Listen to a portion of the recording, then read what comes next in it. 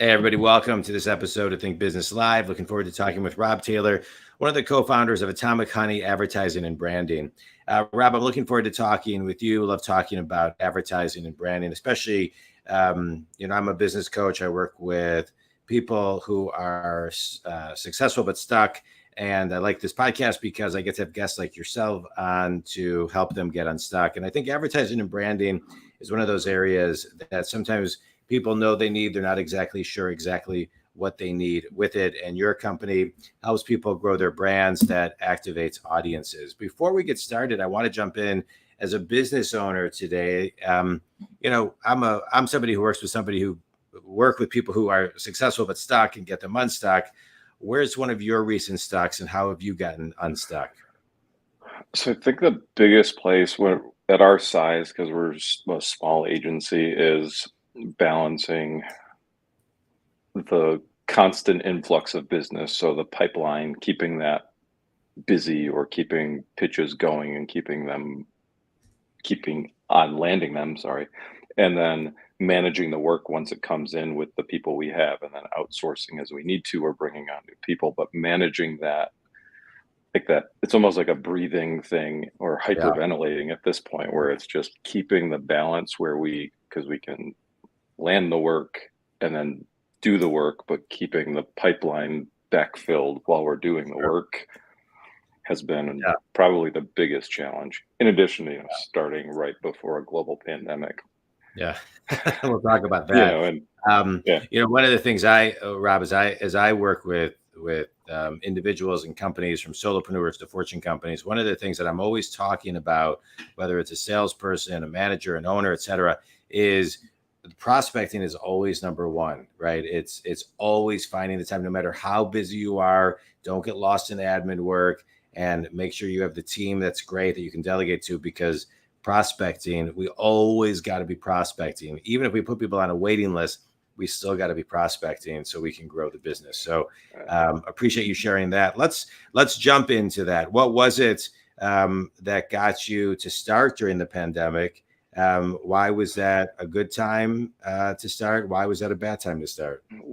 We started before, no one knew what was going to happen, right? And it was just the time for us. My co-founder and I, Steve Jabara, just decided that was the time, and we sort of started to lay the groundwork and then sprung it off. And then, we started well in WeWork and then started to grow, and then boom, uh-oh.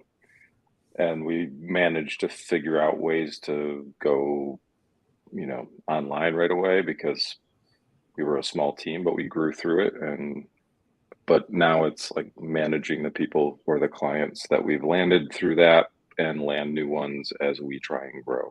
Yeah. So it's still like the way advertising is working still is just people are hesitant to spend, and the ones that need to have more money than they have sometimes, where it's just like where they're the emerging brand and they need to spend, they need to figure out a way to put it into marketing. It's difficult to get those clients off the ground, especially with things still, very difficult economically. Let's talk about looking at things as an investment and not an expense. I think sometimes, I'm a business coach, so people kind of grew up knowing they needed an attorney and an accountant. They didn't necessarily know they needed a business coach, but once they do and they see the benefits of it, it goes from being an expense to being an investment because they see the ROI. I think advertising and branding is like that too. Sometimes there's a little bit more of a delayed gratification, right, in some of the work that you're doing and how they get to see the benefits. But how do you shift people, or how should people be thinking about this as an investment and not an expense? That's a great question. For an emerging brand or one that's, where you started the brand on your own, you're an entrepreneur and you're transitioning to, like, you need to start hiring experts outside of what you're doing, understanding the investment, that like where the dream started, that voice and all of that craft that went into starting the business in the first place. The investment you made personally is going to be better served or better leveraged in the hands of experts, how to deploy it better or more broadly, where, you know, you grew to this point doing what you're doing, and you've done really well. But to make it to the next point, let somebody who is an expert in their field craft the voice more broadly Yeah. and deploy it to the right audiences, Okay. whether it's, you know, so that's where you've made this huge personal investment. Now you need to look at that as you need to cash in on that by hiring someone to get it out there. Yeah, let's talk about that. Let's talk about getting it out there. Your company is a company that grows brands, and that attracts the audiences to the brand. Today the average human being has an attention span less than 7 seconds. It's very hard to not only capture but retain that attention.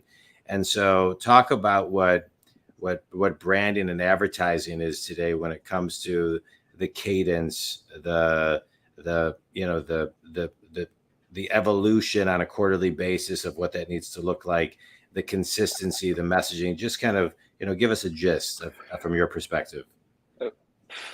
With the way you can deploy advertising now and how tactical and specific you can get to land on audiences, you can land on the right eyeballs, right? So they're more receptive to your message. So you don't necessarily need to blow them out of the water with something wacko right out of the gate. You do need to get them into the message and the what's in it for them.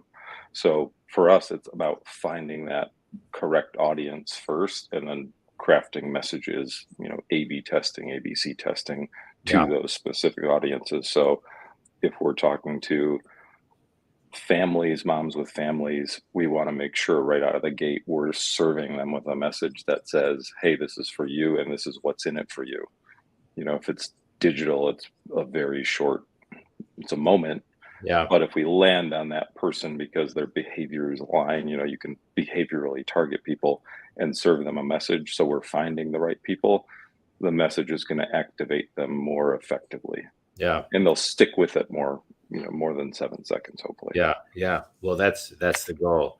It's a receptive audience. Yeah. Talk a little bit about when it comes to messaging, getting to simple, right? It takes a lot to get to simple. And I see that a lot when I work with my clients. They'll share something with me in some part of their business. They've been doing it for years that way. And then, I can sometimes, many times, hear and see things differently, give them a suggestion to break it down to something a little bit more simple that has a little bit more of an impact and a faster effectiveness. But it's an art to get to simple. And so talk a little bit about to get to simple, because I think today people need simple. There's too much going on in their head and in the world around them. So talk a little bit about the space to simple. That's probably the hardest thing to get people to understand, where they have thousands of words on a homepage or something like that. And it's word craft. And for us, it's the core people in the agency who started the agency are all writers, and they're all craftspeople in that. And that's where we start with that. If it's sharpening the message, it's making it more important to whoever is receiving it. If it's a website, it's got to speak to the user and what's in it for them. If it's a commercial, same thing. But it's cutting out all the BS and making the message very much about you, right? Yeah. So, it's the story brand method. It's probably how you approach those businesses. You've been talking about yourselves for so long. Now let's talk about everybody else. And for us, it is just craft. If we're doing a script, it starts at several hundred words, and then we labor over words and what they mean and how they sound. And same thing with how it reads. And on websites, it's about like what's searchable. So it's all this stuff is context, but the most important stuff can go and be really tight and say all the right things in 50 to 100 words as opposed to 250. So it depends on the medium, but it all is craft. And from a design standpoint, same thing. Get rid of the clutter first. What needs to be there? Good. I love that. Let's talk a little bit about all of the advertising mediums. You have digital media, you have traditional media, you have web design, you have social media. you have the, creative designs and products. How important is it that they, talk a little bit about the importance of consistency throughout and how to kind of really approach everything a little maybe differently if needed? So the approach consistently matters from a brand, like global brand standpoint. You want to be saying the same thing overall, the same voice, the same, you're not speaking out of both sides of your mouth. You are consistent as a whole. Where I think you can get specific, and it comes down to the digital media and the ability to target people. You have that brand message, but you can get real granular and specific. And the more specific you get, the more it feels like the message is for me, the better. So as long as you have your brand brain driving everything, you can craft a more tailored message. And I would recommend that as anytime you possibly can. Be as specific as you possibly can. Yeah. What's in it for you, and how do you get it? Yeah. Good. What do it. I want you to do? If you can craft, go back, craft those 500 words to 100 words, and that's your outcome, it's a success. Yeah, it's great. It's great. But tell everybody who are your it's a difficult thing to do. Yeah. It's an art form. 100%. Who are your ideal clients, Robb?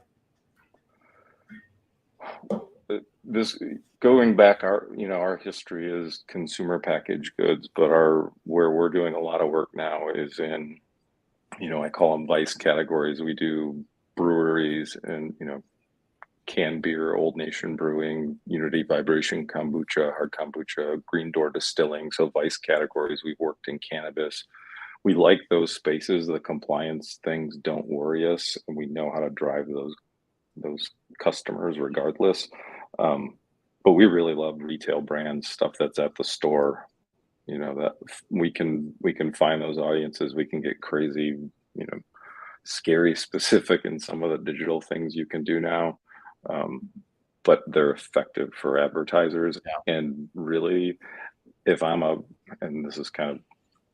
this is the reality. If I'm a user, I would rather see an ad that's relevant to me and might be useful to my day-to-day than some nonsense that's just clickbait scroll through. If I'm at the store and I'm searching for something, some solution, and reading an article and there's the solution, I'd much rather see that than an article for a casino. Yeah. Or an ad for a casino. So it's just like the relevancy matters to advertisers, but it is important to the user. It's just like we're giving them something more specific, hopefully, to what they're looking for. Good. Or need. All right, good. All right, good. Let's do a quick speed round. A book, a TED Talk, or an article that's had the biggest impact on you? Book. This goes way back. Donnie Deutsch, who's crafted, or I keep using that word, sorry, created Deutsch advertising out of a print shop. Yeah. He wrote a book called Often Wrong, Never in Doubt. I'm reading the little line here. And that, I read it probably at a really impressionable time in my career. I wasn't sure about advertising, and I read it and saw what he did to his family shop and turn it into this juggernaut of a business by doing what we've been talking about. The care you put into what the message is and how it matters, and it's early advertising from our standpoint, but it's that transition point from traditional to digital, and it made such an impact. Where I read this book and I was like, holy shit, I could do that. Where it was, I could take this business and turn it into that if I could get my hands around it. And then I just started my own thing instead. Good. So all right, good. I love it. Still trying to get my hands around that Bronco. Yeah. Best piece of wisdom you've ever received? Oh man. Don't start a business right during the pandemic. Okay, that's and last question. Right. This was remember that what the hell you're talking about.